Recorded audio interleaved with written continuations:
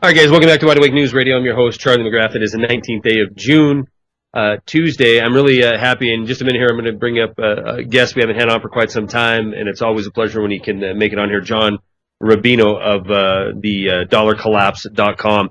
I'm going to put the link to the website in the chat room. If you're not checking it every day, please do, because I do. He keeps this thing updated multiple times a day, and it's always cutting edge news on what's happening in the economy, what's happening in precious metals, what's happening in real estate. It covers a very broad spectrum, so please check his website out. And I want to touch a little bit. I want to thank Don Harold, and I also want to thank Doug Newberry for joining me in that first hour. And I loved having that spirited discussion about, basically it's the argument: are we going to rise up, or are we going to be a nation of sheep that lay down? And what will be the catalyst to seeing real kind of reform and change. And I wanted to just follow up a little bit, because I don't think Don's wrong. I think it's easy. I think it's really easy to sit back and say nothing's going to change because we are 310 million people that are just sitting back and enjoying whatever comes down the road, and we really don't care about our own future and our own sovereignty as individuals, our own liberty, our own financial destiny. We'll just let whatever happens. And when I hear this, I understand this, because, I've been doing this now on YouTube and the radio program for a combination of over 4 years. And I've seen the lackadaisical attitude of the destruction of liberty, the destruction of a free market capitalism, and the implementation of this control economy that we have, not just here in the United States, but globally. And people sitting back, pretending that somebody smarter than them has it all figured out, and they'll just go along to get along. But what I think we miss is, history teaches us something different. Regardless of how much money we can crank out at the Federal Reserve or the European Central Bank, regardless of how long they can keep this game going, this Ponzi scheme going, eventually equilibrium must be met. It cannot go on forever. The only way it could go on in a system that is dominated and controlled by banking elite is to have a complete reform of global governance. This is, I believe, the planned stated agenda. Jean-Claude Trichet has been calling for global financial governance for years. In fact, he's not even the ECB head anymore, yet he still speaks before some of these big G whatever meetings, and he's still pimping the global financial governance. If we go to this level, if we go to the level of we're giving up sovereignty as a nation, and we're giving up our Constitution totally, completely in open to the people of this country, I don't believe for 1 second that is obtainable without having a crisis of reality in order to try to implement this agenda. Now, we look in this country, we see safety nets. We see safety nets everywhere. We see, I have the nationaldebtclock.org's website up right now, and conservatively, $119 trillion of unfunded liabilities. I see the debt skyrocketing, national debt, from 9 trillion in 2008 to nearly 16 trillion now, and this is going to continue regardless of what team gets into that White House, regardless if it's Romney in the red team or if it's Obama in the blue team. Nothing is going to change as far as the way we conduct business in this country. The only thing that's going to change is we will hit a brick wall where equilibrium must be met. And at that point, suddenly you become a nation that isn't codified and pacified with trinkets and handouts and safety nets. Suddenly, you can look around the rest of the world and see what the United States very easily could look like. We're not above, we're not better than the people of the rest of the world. We're not any different than the people of the rest of the world. You suddenly turn on a switch, unleash crisis on a global financial scale, and you're faced with the possibility of 50, 60, 70% of whatever income you may have needs to be spent just to put food, basic necessities. I'm not talking cable, I'm not talking high-end electronics, I'm talking basic necessities. Then you have a situation that we can physically see happening around this planet right now. Look at Egypt. Look at North Africa. Look at the Middle East. You get to the point where you're so corrupt, you're so fundamentally broken that it's inevitable that you will have a crackdown, a crisis. And when that occurs, things they must change. The question isn't, are we going to change from this oligarchy, from this corporatocracy, into a constitutional republic? The question is, do we go from this into something even more onerous and more tyrannical? My hope, my prayer is that we wake up, smell the coffee, and realize that we need to take a vested interest, all of us, not just John Robino or Don Harold or Doug Newberry or me or anybody else in alternative or mainstream media that come out here and talk about this stuff all the time or write about this stuff all the time. Everybody has a vested interest in the direction of our country. Everybody is going to be affected at one point or another. Yes, the papering over is going to continue. Yes, we're going to see a lackadaisical attitude, a laissez-faire, a who cares, as long as the beer's flowing and the cable's on. But this, too, will come to an end. All right, let's bring in our guest, John Robino. I didn't mean to burn up a bunch of your time there.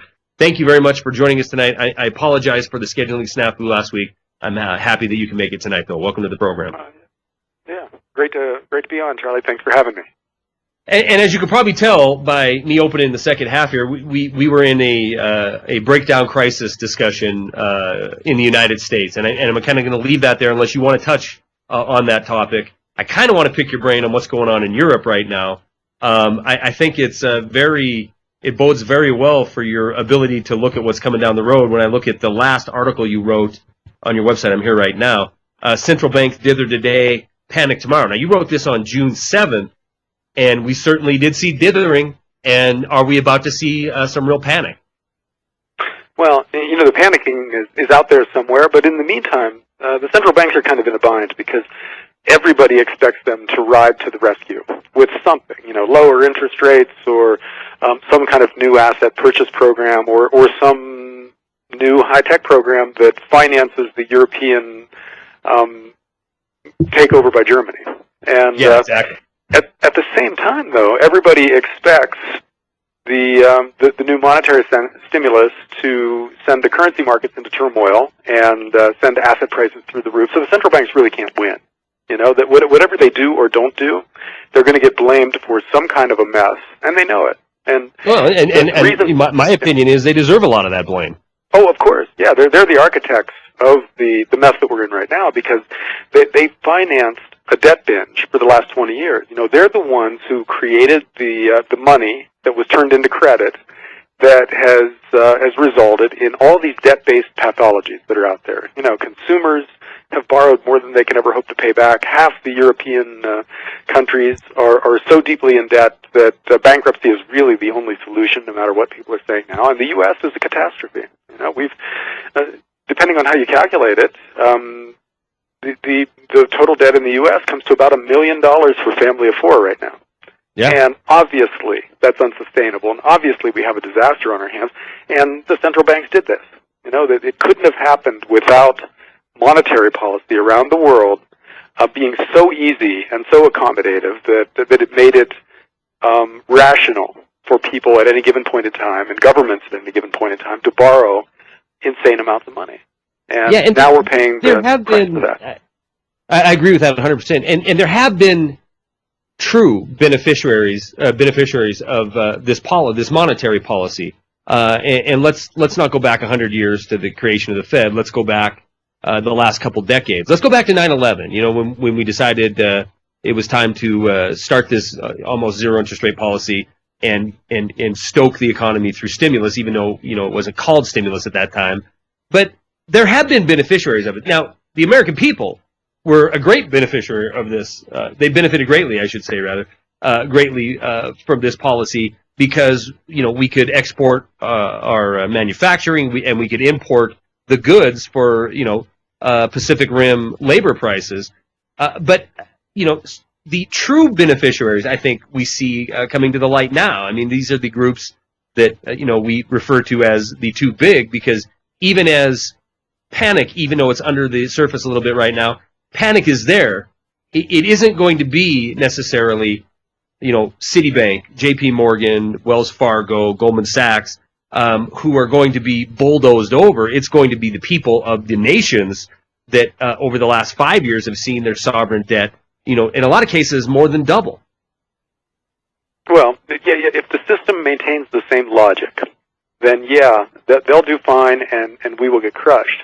Because basically the way the monetary system works now, especially in the U.S., but also in Europe, is that when the central bank decides to add liquidity to the system, they basically just credit the big banks with more capital. Mm-hmm. And so the big banks get this money first, and they can use it however they want to generate fees or interest income or whatever before it impacts the rest of the monetary system and causes the value of the dollar to go down because of oversupply, which hurts us. So the banks make their money first, which is how they've gotten so big and so powerful and come to basically run the government now. You know, in the U.S., the idea that the Federal Reserve and the big banks and the U.S. government are actually different organizations is now false. You know, they're divisions in a single organization that has as its Thank you, because main goal. John, honestly, you're about as mainstream as a commentator that I get onto the program, and I mean it's really nice to hear you say that, because that's 100% right. It is, they are divisions of a governing entity. Mm-hmm. Yeah. Ben Bernanke is basically a division head in a large organization. And so is the Secretary of the Treasury and the Secretary of Defense and the President, really. And, you know, the goal of the organization is to increase its power and scope now, as all big organizations eventually end up. You know, that becomes the motivating principle of any bureaucracy or any big company eventually. You know, they want to get bigger. And so that's what the government's doing right now. Everything that it does is designed to increase its power, and that's under the Republicans and the Democrats. You know, under George Bush, the government got much bigger and much more powerful. And under Barack Obama, same thing. You know, the institutional momentum now is such that it doesn't matter who's in charge.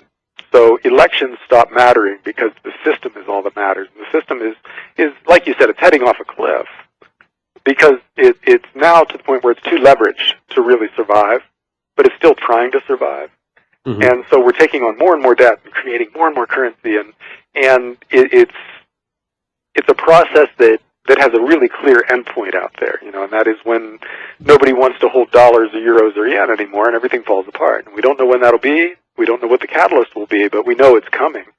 And we know that there are 50 different catalysts that could, you know, things that could blow up, that could set off the chain reaction that brings the system down.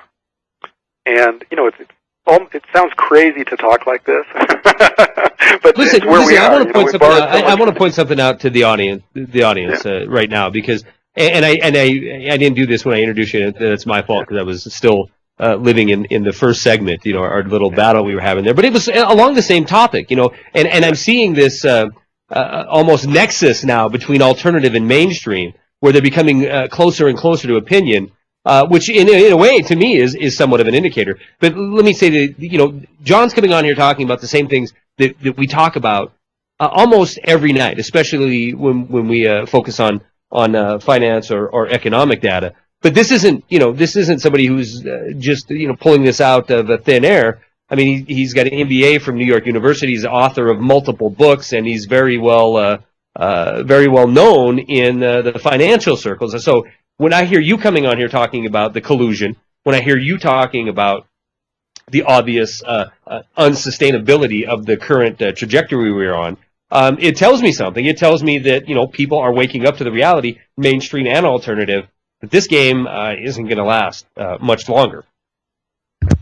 Yeah, I mean, everything would have fallen apart in 2009 if we didn't have extraordinary amounts of credit pumped into the system. You know, just almost supernatural amounts of money, you know, flowed in. Right. When we had trillions of dollars of guarantees of every foreign bank imaginable, and interest rates at zero. You know, these are things that economists would have said are impossible. If we, you know, you ask an economist from 1980 if this current system could exist in the form that it's in, and they would have said, no way. You know, no way could you have this kind of money creation and interest rates at this level without such incredible distortions in the system that it would just fall apart. But here we are. You know, we've managed to keep it together. But, let me ask you this, and I was going to say this. I was going to say this for the last half hour, but since we're here, you know, I want to focus on the second segment here with you, the European deal and how this could blow up, and you know, maybe break it down for the layman on what's happening there with their sovereign debt and their the bond yields and that kind of thing. We'll save that for the second half. But, since you're talking about economists rolling over in their grave, if they were at their heyday in the 70s and 80s, looking at what's happening now and say it's an impossibility. John, let me ask you this right now. How is it possible? How is it? I mean, did we have to literally rewrite what capitalism is in order to have a system now that is so dominated? You talked about Ben Bernanke as being one of the heads of government, arguably the most powerful person in our government. Is it a complete dismantling of free market capitalism in order to get where we are in June 2012? Yeah, well, things have happened that don't seem possible, and the reason that they've been able to happen is I think bubble dynamics are basically what we're in now. When a financial bubble in a given sector of the economy really gets going, it goes to levels that you just can't imagine, that nobody thought were possible when the thing got started, like tech stocks. Who thought that companies with PE ratios of 200 would be common and seen as normal? And that seemed impossible at one time, and then it happened, and then it fell apart. And the same thing with housing prices.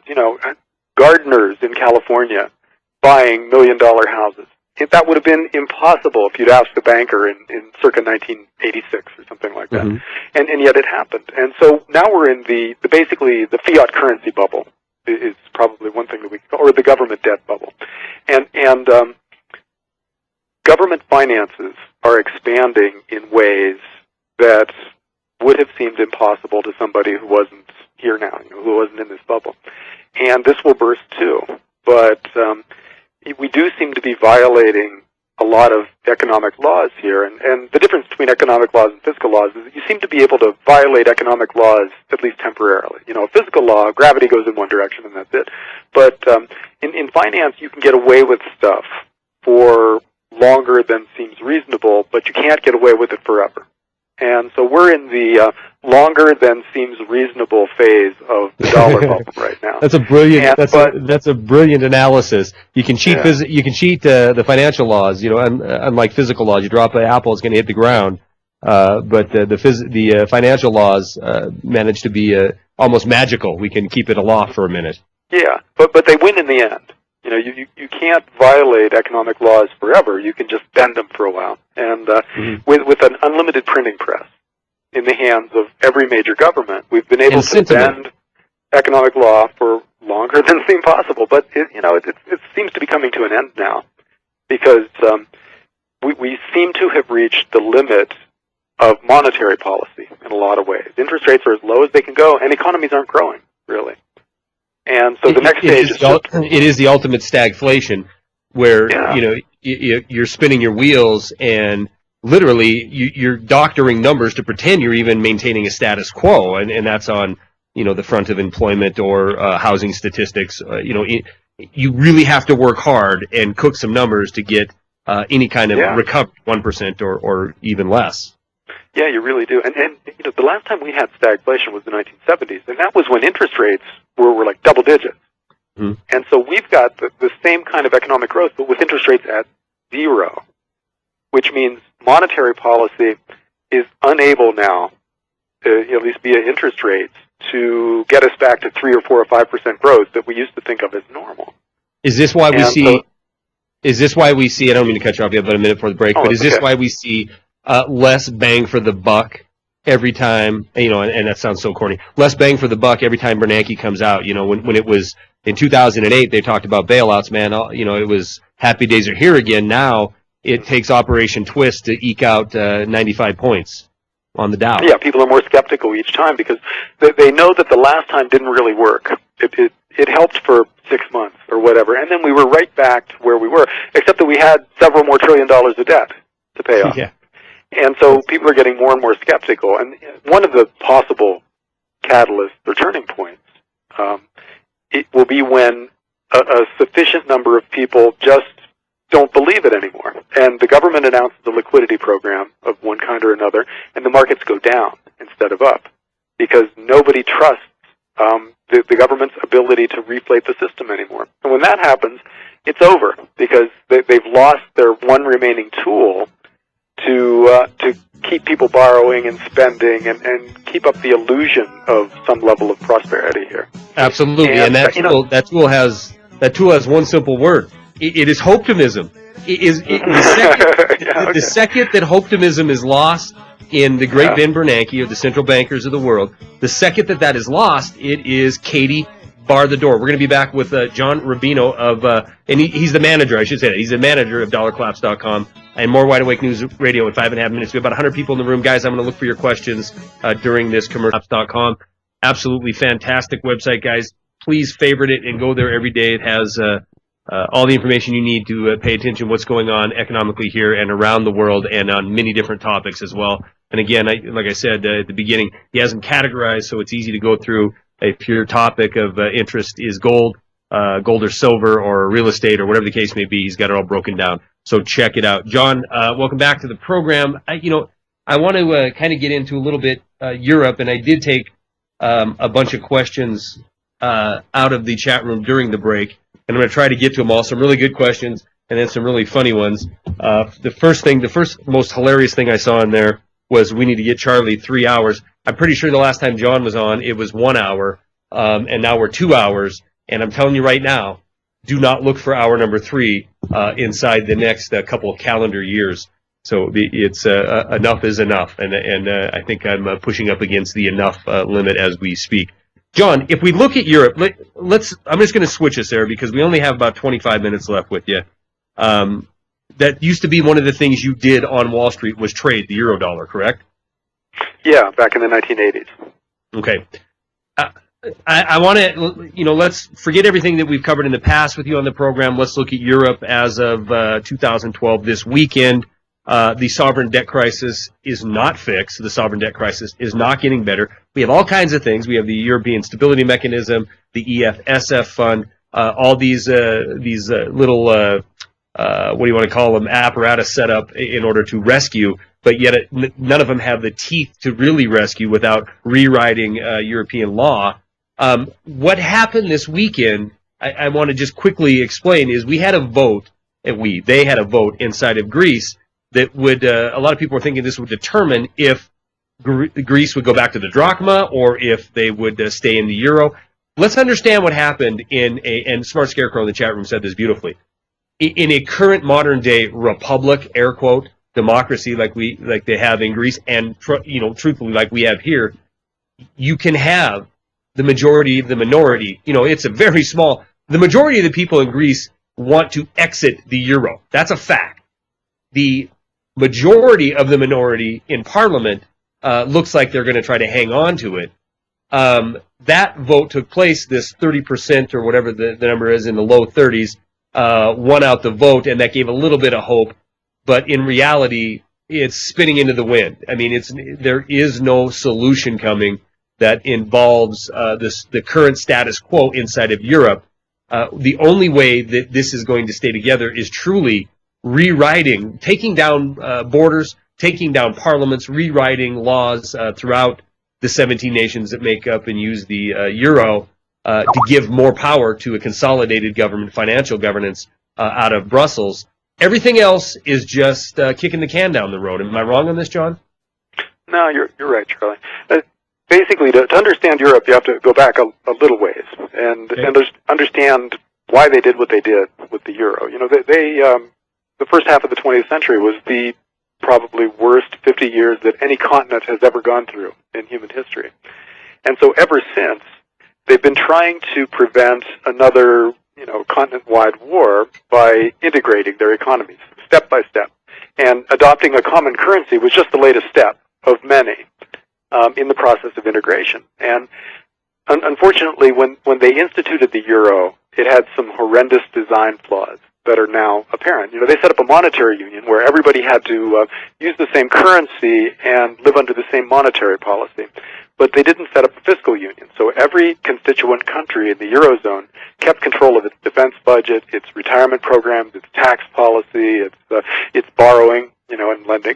And so that the countries that were not competitive under a German-determined monetary policy ended up borrowing huge amounts of money because they could, because everybody thought euro-denominated bonds were the same thing. Greek bonds, Spanish bonds, German bonds. The markets didn't care for a while. So Greece and Portugal and Ireland and Italy and Spain were all able to borrow incredible amounts of money at extremely low rates, and they did. And so they ended up with all the debt pathologies that the American consumer has, for instance. And so now they're stuck. They can't devalue their currency because their currency is the euro. So that's the normal way an over-indebted country historically has gotten out from under too much debt. And so the only solution that Spain has, for instance, individually, is to cut its labor costs and become competitive again. And that means depression, basically. You got to take 30% out of every paycheck and see a lot of people get laid off in order to get competitive doing it that way. And so that's what they're going through. And that's really the only choice, other than leaving the Eurozone and basically bankrupting all the big banks that have lent you money and everything. And nobody wants that to happen. Yeah, well, they don't want it to happen. It would have to happen in a really chaotic, disorderly way against the wishes of Germany and France if it did. So the other alternative is basically to put Germany in charge of everybody else's budget, okay, and have a fiscal union like the U.S. is, with Germany kind of like Washington, D.C., getting to determine what their version of Social Security is like and Medicare, and having a national or continent-wide tax policy in this case. And that's what's coming, financed by extremely easy money from the European Central Bank. So, each individual country cannot devalue its currency in the Eurozone, but they, from the macro point of view, the European Central Bank, they can devalue the euro. And that's what they'll end up having to do. But they're probably going to have to go through a series of crises to get there. Spain might blow up and Italy might blow up or something else might happen. Right. But it's going to take something big to convince everybody. We saw a report earlier this week. As a matter of fact, I think I first saw, or at least I know I saw the story on your website, how, we have Deutsche Bank and, Citi coming out talking about, we need real market crisis in order to evoke the kind of changes that they want in order to institute a rescue of these banks. I mean, basically, they're the ones that are holding these vast amounts of debts. Now, arguments can be made that these banks have taken the last several years positioning themselves so that if and when the sovereign debt bubble blows up, a lot of it will be backstopped on citizens. We all know the story of the notional $70 trillion derivatives. J.P. Morgan moved from one division to another, and that story was big in the news a year and a half ago. Well, now we're starting to see why maybe some of these provisions and precautions were taken. Yeah. The big banks are both the architects of these problems and the victims. Mm-hmm. But nobody, no politician who wants to get elected next time around is going to let a big bank fail, which then causes potentially a cascade failure of all the other big banks because they all owe each other money. So if one goes down, that means all the rest of them have to take horrendous losses, which might be existence threatening to them, which means they can't pay their bills to the other banks, and you get the whole system crashing. Nobody wants that to happen. You've described what what has what would cause a 1980s economist to freak out, which is we have too big to fail. They're not systemic; they are the economy. They are the economy, and we don't know what their balance sheets really are because so many of these derivatives are off balance sheet. They're private contracts that aren't reported, and so we don't know what Deutsche Bank owes J.P. Morgan Chase and what J.P. Morgan Chase owes Citi, and so we don't know exactly who gets bankrupted by what. But we know the system is at risk, and we know that even Greece, 2% of the Eurozone economy, even Greece leaving the Eurozone and devaluing and going back to the drachma might cause all the big banks to fail. It's that bad. Well, they can't let it happen. John, let's look at recent history. We saw a default in Greece. I really don't care what the mainstream calls it. When they wrote down their debt 50%, that's a default. And that default, we saw the shakeout of that. MF Global no longer exists because of default. So I think it would be a real safe argument to say that, a lot of people say Greece isn't a big deal. Well, that was $1.2 billion. It doesn't take a lot in order, when you're talking notional value of derivatives, to make a company look good one day on a balance sheet, and all of a sudden the next day they don't exist. Yeah. No, we could wake up in the morning, because so much of this happens at night for us in the U.S., we could wake up in the morning and find the financial markets of the whole world have frozen, because somebody went broke somewhere, which caused their derivatives to be activated, which bankrupted the bank that was the counterparty on the derivatives, and so on. And that could happen anytime, and we just can't know. Like 2008, but on a much more dramatic scale. Yes, really. And you're probably familiar with Jim Rickards' book, Currency Wars. Yep. To your listeners who haven't read that book yet, that's a really good explanation of the fragility of the system here, because he talks about complex systems and how the bigger and more complicated a system like the financial market gets, the greater its propensity for catastrophic failure becomes. But that propensity grows exponentially when the system grows arithmetically. In other words, if you double the size of a financial market, its propensity to collapse catastrophically might grow 10 times or 100 times. And so we spent the last 30 years increasing the size of the financial market year after year after year. So now we've got a huge propensity for collapse built into it. And all kinds of things could cause it. And once it gets going, it becomes unstoppable. It's like an avalanche. One snowflake hits a snowbank that's ready to go, and it goes. And there's no stopping it when it happens. Right now we have the snowbank of optimism with Ben Bernanke and coming out and be it through the IMF, we're going to do currency swaps and try to keep these banks liquid and keep the game going. And it really does for most people. You look around the country, most people are seeing some kind of normalcy. I think it would be shocking for most to realize how quickly that all can change. I'm looking at the clock. I want to ask you a little bit about maybe some of these mechanisms in Europe and how this is affecting this G20 in Mexico. I mean, we look around the world, there's all kinds of military strife going on, wars happening. We see, again, Greece spinning their wheels, the European debt crisis is the top story at the G20. This is something they're trying to get under control. But we've seen so many of these meetings, John, over and over again for the last, half a decade where they talk up a solution, they talk up growth, and absolutely nothing comes out of it, and we're right back where we were, a month or two down the road. Do you have any hope, any real hope, that there's a solution being worked out on the beaches of Mexico as we speak?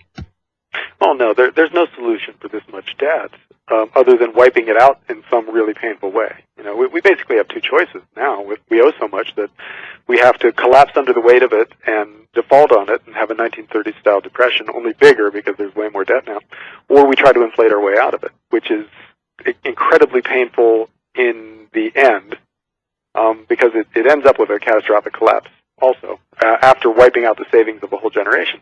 And that's it. So these guys are stuck with no real solution, and yet it's their job to announce something at the end of it. And there's so much stuff that could go wrong out there that they don't even know what it is they have to worry about. Because what if Israel bombs Iran tomorrow and oil goes to $150 a barrel? That's something that's totally beyond the control of the G20, and yet that would collapse the global economy in a heartbeat.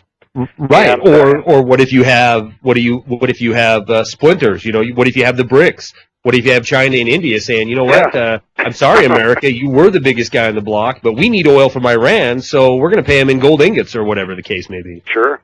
Oh yeah. Well, that's kind of a separate thing with its own momentum, where the global financial system is moving away from dependence on dollars. Mm-hmm. The dollars used to make up 75% of China's foreign exchange reserves, and now it's down to like 56%. Because they're shifting into other currencies and gold and using a lot of their foreign currency reserves to buy hard assets around the world. And at some point, that could be the catalyst that crashes the value of the dollar and then crashes the rest of the global financial system because we still depend on dollars. such an extent. So, yeah, and that could happen. we lose our definite advantage with the petrodollar. I'm going to get into a couple of these questions. We have about 4 minutes left. I don't know if we'll get to them all, but one of them we kind of covered. Is they wanted me to ask you, is Greece irrelevant because Spain and Italy are already on the way off the cliff? So there's the question: is Greece irrelevant, or do we have to have this semblance of unity? Well, Greece could be the catalyst because it's even though it's a tiny little country, that's how fragile the system is. Even somebody like Greece defaulting could cause a run on all the other banks in the peripheral countries, and that could crash the system. So Greece isn't irrelevant, but Greece is small enough that they could not fix Greece, but they could pay off enough of Greece's debts to give it a few more years of life in its current form.